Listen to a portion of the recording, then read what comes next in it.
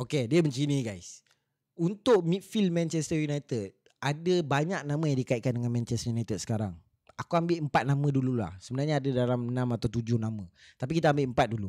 So 4 nama ni yang dikaitkan dengan Manchester United berbeza profil. Kita bahagikan kepada 2 tim. Satu tim untuk menggantikan Casemiro, satu tim untuk menggantikan Bruno Fernandes.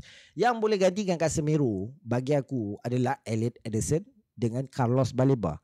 Yang boleh gantikan Bruno Fernandes bagi aku adalah Angelo Stiller dan Adam Wharton.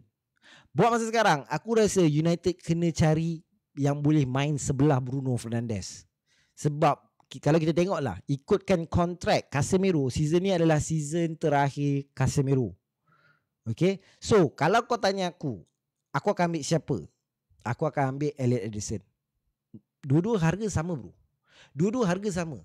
Seorang 1 juta, seorang lagi 100 juta. Kenapa kita nak ambil seorang yang tak perform? Better kita ambil seorang yang dah perform. Tapi still